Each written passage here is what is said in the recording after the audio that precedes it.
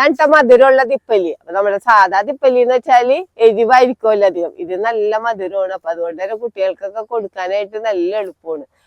അപ്പൊ കുട്ടികളുള്ള വീട്ടിൽ നിർബന്ധമായിട്ടും വെച്ചുപിടിപ്പിക്കേണ്ട ഒരു ഔഷധ ചെടിയാണ് ഈ തിപ്പല്ലി എന്ന് പറഞ്ഞു കഴിഞ്ഞാല്. ചുമ, ജലദോഷം, കഫക്കെട്ട്, ശ്വാസം മുട്ടലിനൊക്കെ ഏറ്റവും നല്ലതാണ്. അതേപോലെ തന്നെ ദഹന സംബന്ധമായ പ്രശ്നങ്ങൾക്ക് നല്ലതാണ്, മലബന്ധത്തിന് നല്ലതാണ്. അപ്പൊ ആയുർവേദ ചേരുവകളിലേക്ക് ഒരു പ്രധാന ചേരുവേണ്ട തിപ്പല്ലി എന്ന് പറഞ്ഞു കഴിഞ്ഞാല് തൃകടൂന്ന് കേട്ടിട്ടില്ലേ, ചുക്ക്, കുരുമുളക്, തിപ്പല്ലി.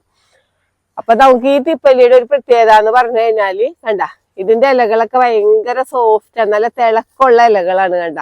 പിന്നെ ഇതിന്റെ കായകളാണ് ഈ കാണുന്നത്. ഉണ്ടായി വരുമ്പോ തന്നെ നല്ല വൈറ്റ് കളറായിരിക്കുള്ളൂ. പിന്നെ ഇതേപോലെ ബ്ലാക്ക് കളറിലോട്ട് വരും കേട്ടാ.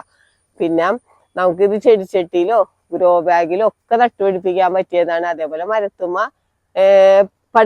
പടർത്തി കൊടുക്കുകയും ചെയ്യാം. പിന്നെ ഈ തിപ്പല്ലി ചെറുതായിരിക്കുള്ളൂ കേട്ടാ. നമുക്ക് വലിയ തിപ്പല്ലി, ചെറിയ തിപ്പല്ലി നമ്മുടെ വേറെ ഉണ്ട്, ചെറിയ തിപ്പല്ലി.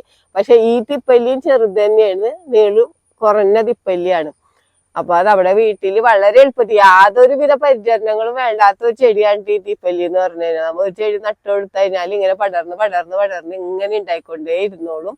എപ്പോഴും കായായിരിക്കുള്ളൂ ഈ തിപ്പല്ലി മലി.